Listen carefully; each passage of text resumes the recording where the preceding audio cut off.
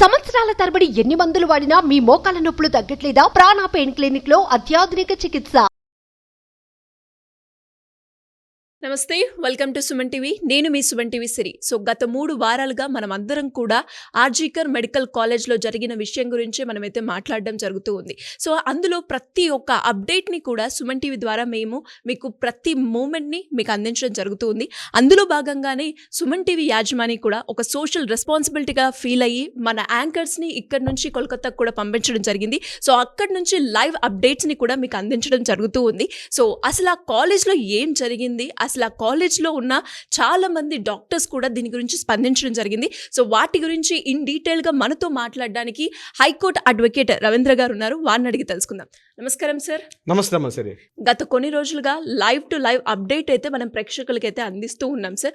అసలు ఈ ఆర్జీకర్ కాలేజ్లో జరిగిన ఇన్సిడెంట్ ప్రతి ఒక్కటి మనం మాట్లాడుకోవడం జరిగింది. అసలు ఆ కాలేజ్ ఎలా ఉంటుంది, అక్కడ ఉన్న డాక్టర్స్ కూడా కొంతమంది స్పందించడం కూడా మనం చూస్తూ ఉన్నాం. సో అవి మీ మాటల్లో ఒకసారి. కలకత్తాలో అతి పురాతన కాలేజీల్లో ఆర్జికర్ మెడికల్ కాలేజ్ గురించి మనం చెప్పుకోవడం జరిగింది. ఈ సంఘటన జరిగిన తర్వాత యావత్ ప్రపంచం యొక్క దృష్టిని కూడా ఆకర్షించింది ఆర్జికర్ మెడికల్ కాలేజ్.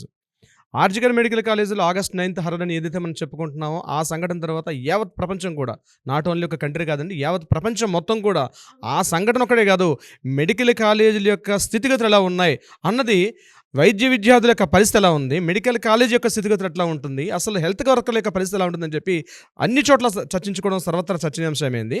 దీనికి సంబంధించి సుమన్ టీవీ యాజమాన్యం చేస్తున్న కృషికి ముందుగా నేను అభినందన తెలుపుతూ, మనకు అందినటువంటి కొన్ని ప్రత్యక్ష కథనాలు, ప్రత్యక్ష అంటే లైవ్ టెలికాస్ట్లో మనం వెళ్తున్నాం. ఆల్రెడీ నిన్న మొన్న అంత అక్కడే ఉన్నారు కాబట్టి జరిగిన న్యూస్లో మనకు తెలిసే, నేను కూడా కొంతమంది డైరెక్ట్గా మాట్లాడడం కూడా జరిగింది. ఆ కాలేజ్ యొక్క ఎగ్జిస్టింగ్ స్టూడెంట్స్ అందరితో మాట్లాడడం జరిగింది. సో నాకు అందిన ఇన్ఫర్మేషన్ ప్రకారం నేను కొంత మీతో పంచుకునే ప్రయత్నం చేస్తాను. ముఖ్యంగా ఆర్జికర్ మెడికల్ కాలేజ్ ఎంత ఓల్డ్ కాలేజో అంత అధ్వాన స్థితిలో ఉన్నటువంటి కాలేజ్. ఈ వర్డ్ చెప్పడం నేను కొద్దిగా సాహసిస్తున్నాను. ఎందుకంటే సందీప్ ఘోష్ అనే వ్యక్తి ఆ కాలేజీకి వచ్చినప్పటి నుంచి ఎప్పుడైతే ప్రిన్సిపాల్గా ఉంటున్నారో, గడిచిన కొద్ది సంవత్సరాలుగా 2.5 years నుంచి ఎప్పుడైతే ఉంటున్నారో, మొత్తం ఎంటైర్ కాలేజీని తన గుప్పిట్లో పట్టుకొని, ఒక చెప్పాలంటే ఒక KGF సినిమాలో ఉన్నటువంటి అంతటి భయంకరటువంటి ఒక బానిసలుగా బతుకుతున్నారని చెప్పడంలో నేను ఎటువంటి సందేహం వ్యక్తం చేయట్లేదు. ఎందుకంటే స్టూడెంట్స్, మెడికల్ స్టూడెంట్స్ యొక్క పర్సంటేజ్ మార్క్స్ అన్నీ కూడా వాళ్ళ చేతుల్లో ఉంటాయి. అంటే more than 65 to 70% మార్క్స్ అన్నాయి ప్రొఫెసర్ చేతుల్లోనూ, అక్కడ రీడర్స్ చేతుల్లోనూ, డీన్స్ చేతుల్లో ఉంటుంది. అందుకని వాళ్ళు ఏం చేస్తారు, స్టూడెంట్స్ని పూర్తిగా తమ చెప్పు చేతల్లో ఒక బానిసల్లాగా చూస్తున్నారు. KGF సినిమాలో ఎట్లయితే మనం చూసామో అంత దారుణంగా ఆ లోపల ఏం జరుగుతుంది, ఆ డెన్ లోపల ఏం జరుగుతుంది అన్నది బయట ప్రపంచానికి తెలియకుండా చెప్తే వాళ్ళ జీవితాలు ఎక్కడ కోల్పోతాయో, ఎక్కడ జరిగితే మా సర్టిఫికేట్స్ ఎక్కడ ఉండిపోతాయో, మా కెరీర్కి ఎక్కడ ఇబ్బంది అవుతుందో, మా గ్రోత్కి ఎక్కడ ఇబ్బంది అవుతుందో అన్న ఉద్దేశంతో స్టూడెంట్స్ కూడా చెప్పడానికి అన్ని చోట్ల భయపడుతూ ఉన్నారు. ఆ సందర్భానికి సంబంధించి ముఖ్యంగా స్టూడెంట్స్కి మనం మాట్లాడినప్పుడు కొంతమంది మాట్లాడితే వాళ్ళు మాస్కులు పెట్టుకొని, స్పెట్స్ పెట్టుకొని, హ్యాట్ పెట్టుకొని కూడా వాళ్ళ పేర్లు చెప్పుకోవడానికి భయపడుతూ, సార్ ఇక్కడ కాలేజీలో పరిస్థితి ఎలా ఉందంటే అధ్వాన స్థితిలో ఉంది.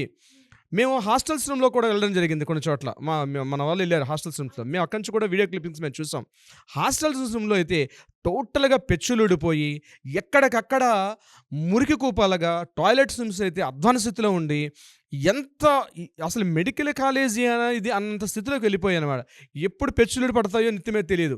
ఇక స్టూడెంట్స్ వాల్ రూమ్స్ అన్నీ కూడా అగ్లీగా ఉన్నటువంటి కొన్ని రైట్స్, ఇక వాళ్ళు చదువుకోవడం, వాళ్ళ నోట్బుక్స్ చిందరవందరంగా. హాస్టల్ రూమ్స్ అయితే ఎలా ఉన్నాయంటే అంత దయనీయ స్థితిలో ఉన్నాయి, దారుణంగా ఉన్నటువంటి. స్టూడెంట్స్తో కొంతమంది ఫ్రెండ్స్తో, ఈ అమ్మాయితో ఉన్నటువంటి కలీగ్స్, అదే బ్యాచ్ స్టూడెంట్స్, ఈమెతో పాటు కలిసిన స్టూడెంట్స్, అంటే ఆ కాలేజీలో ఒక ఎవ్రీ ఇయర్ PG స్టూడెంట్కి 150 సీట్స్ ఉంటాయి పీజీలో. సో ఒక బ్యాచ్లో 150 మెంబర్స్ ఉంటారు, మేల్స్ ఫీమేల్స్ అందరూ ఉంటారు. సో మాట్లాడేటప్పుడు, ముఖ్యంగా ఫీమేల్ హాస్టల్స్లో మాట్లాడేటప్పుడు అది ఓయూ రూమ్స్ కానీ అధ్వానంగా ఉంది. అంటే గర్ల్స్ హాస్టల్, బాయ్స్ హాస్టల్ వేరే కాదు, బాయ్స్ గర్ల్స్ కలిసి ఒకే చోటు ఉంటారు, వాళ్ళ కాపురాలు చేసుకోవడం కానీ అధ్వానంగా ఉంది అక్కడ. అంటే అక్కడ ఇంకా ఎటువంటి తేడాలు లేవు. అంటే నైతిక విలువలన్నీ పూర్తిగా మట్టిగుట్టుకుపోయినటువంటి పరిస్థితులు ఉన్నాయి అక్కడ, ఆ యొక్క కాలేజ్ యొక్క ప్రాంగణం మొత్తం చూసినట్లయితే. ఇంకొకటి, స్టూడెంట్స్తో మాట్లాడితే వాళ్ళు చెప్పిన మాటలు చాలా గుండెలు తరివేసే సంఘటనలు చెప్తున్నారు వాళ్ళు అక్కడ. సరే, ఈ కాలేజీలో మేము ఘోష్ అనే వ్యక్తి యొక్క అతని కబంధ హస్తాల్లోంచి మాకు ఈరోజు విముక్తి కలిగింది. అతని కబంధహస్తలు చిక్కుకుపోయి ఉన్నాం మేము. 3 ఏళ్లుగా చెప్తున్నాం మా హాస్టల్స్ పరిస్థితి బాలేదు. హాస్టల్స్‌లో వాటర్ రావట్లేదు. హాస్టల్స్‌లో సేఫ్టీ మెజర్స్ లేవు. ముఖ్యంగా ఆ లేడీస్ హాస్టల్స్‌లో వాళ్ళకి ప్యాడ్స్ గాని, సేఫ్టీ మెజర్స్ ఉంటాయి గర్ల్స్ సంబంధించినటువంటి. అవేవి కూడా వీళ్ళు ప్రొవైడ్ చేసే పరిస్థితి లేదు. ఈ గవర్నమెంటే నిధులు పంపిస్తుంది. ఈ నిధులను ఎటు దారి మళ్లుతున్నాయో తెలీదు. గర్ల్స్ హాస్టల్ పరిస్థితి అధ్వాన స్థితిలో ఉన్నాయి అసలు. అసలు వాష్‌రూమ్స్‌కి వెళ్ళాలంటే కూడా మేము చాలా భయపడతామండి. చెప్పుకోలేకపోతున్నాం. ఎన్నిసార్లు చెప్పినా మేము మా పాకెట్ మనీ పే చేసి అక్కడ ఉన్నటువంటి వీక్లీ వన్సో ట్వైసో మేము పే చేసుకుంటున్నాం. దానివల్ల మాకు కొన్ని గైనిక్ ప్రాబ్లమ్స్ వస్తున్నాయి. మేము వెళ్ళాలంటే కూడా భయపడుతున్నాం మేము హాస్టల్స్‌లోకి. ఈ అధ్వాన స్థితి మీద మేము చాలా రోజులుగా ప్రొటెక్ట్ చేస్తున్నాం. ఏ మీడియా మా దగ్గరికి రాలేదు. ఎవరిని మేము పొరపాటున చెప్తే ఆయన చుట్టూ ఒక మాఫియా సామ్రాజ్యం ఉంటుందండి. ఆ మాఫియా సామ్రాజ్య వ్యక్తులే తప్పించి వేరే వాళ్ళు వస్తే మమ్మల్ని కొట్టిన సందర్భాలు కూడా ఉన్నాయి. మమ్మల్ని క్లాసెస్ నుంచి డిస్మిస్ చేశారు. క్లాసెస్ సస్పెండ్ చేశారు మమ్మల్ని క్లాసెస్ నుంచి కూడా. మేము అట్లా ఎన్నో రోజుల పాటు మేము క్లాసులు ఉండిపోయాం. ఎప్పుడైతే ఇక్కడ మెయిన్ ఏంటంటే మేము ఎగ్జామ్స్ రాయాలంటే మాకు అటెండెన్స్ ఈజ్ వెరీ ఇంపార్టెంట్. ఆ అటెండెన్స్ వాళ్ళ చేతిలో ఉంటుంది. మేము క్లాసెస్కి అటెండెన్స్ అయినా ఎప్పుడైతే మేము ప్రొడక్ట్ చేస్తామని ఉద్దేశంతో మేము వెళ్తామో క్లాస్లో మాకు అటెండెన్స్ వేయకుండా మమ్మల్ని అక్కడే ఆపుతారు. దానివల్ల మాకు మెయిన్ మా ఫ్యూచర్ ఇంపార్టెంట్. అవును. తాత్కాలికంగా ఉన్నటువంటి ఈ neat and cleans safety measures కాదు. మా కెరీర్ మా భవిష్యత్ ఇంపార్టెంట్ అయినప్పుడు కూడా మేము ఒక బానిసలా మగ్గుతూ నిత్యం దుర్భర జీవితాన్ని అనుభవిస్తున్నాం హాస్టల్స్లో. ఈ విషయం తెలుసు. దీని అంతటికి ఈ అమ్మాయి ఈరోజు సూసైడ్ చేసుకుంది. మా తోటి క్లాస్మేట్ ఈరోజు ఆవిడ ఈ సంఘటన జరిగింది. దీనికి కారణం పూర్తి బాధ్యత సందీప్ ఘోష్దే అని వాళ్ళు క్లియర్‌గా చెప్పడం జరిగింది. క్లియర్‌గా చెప్తున్నారు స్టూడెంట్స్. ఇది కేవలం సందీప్ ఘోష్ అనే ఒక దుర్మార్గుడి చేతిలో కాలేజీ వ్యవస్థ మొత్తం ఉండిపోయింది. దానివల్లనే ఈ స్థితి జరిగింది. ఎంత దుర్భర స్థితి అంటే అమ్మాయి స్త్రీ నేను చెప్పను. వాళ్ళు చెప్తుంటే వాళ్ళు వాడుతున్న ఎఫ్రాన్స్ వాష్ చేయడానికి కూడా వాష్‌రూమ్స్ లేరు.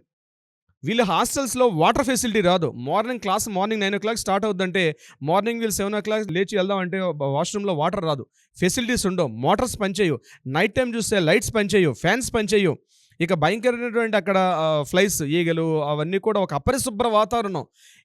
ఎలా మగ్గుతున్నారంటే రోడ్డు పక్కన ఉన్నటువంటి చెట్ల కింద ఎలా అయితే ఉంటుందో ఒక వాతావరణం లేకుండా బస్ అలాంటి పరిస్థితి ఈరోజు గవర్నమెంట్ మెడికల్ కాలేజీలో దుస్థితి ఉంది. తెలుసు. అయితే ఇవన్నీ నిధులు మలుతున్నాయి. వస్తున్న నిధులు గవర్నమెంట్ సక్రమంగా ఫండ్స్ రిలీజ్ చేస్తుంది.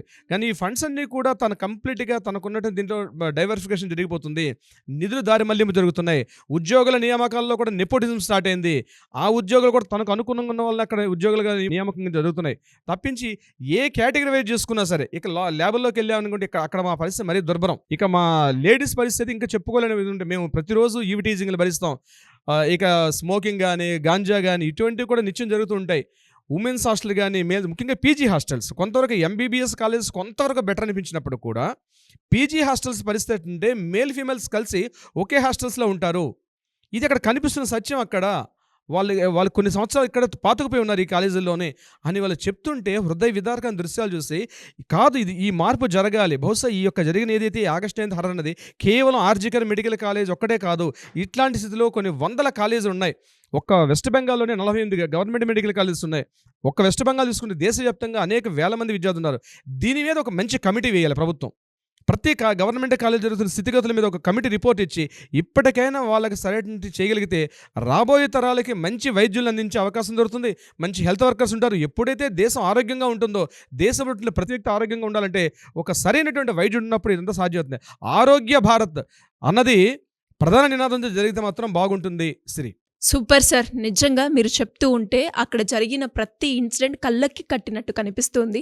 బికాస్ మనం చూడడం కూడా జరిగింది. ఒక ఆడియోలో అక్కడ జరిగిన కాలేజ్ ఎలా ఉంది అండ్ తనతో పాటు ట్రావెల్ అయిన కొంతమంది డాక్టర్స్ కూడా స్పందించడం జరిగింది. ఆ మాటలే మీరు క్లియర్గా ఇన్ఫర్మేషన్ని మాకు అందించారు. అండ్ మీరు చెప్పినట్టుగా ఇది మనకందరికీ కూడా తెలుసు వెస్ట్ బెంగాల్లో ఇది టాప్ 5 కాలేజ్ అని.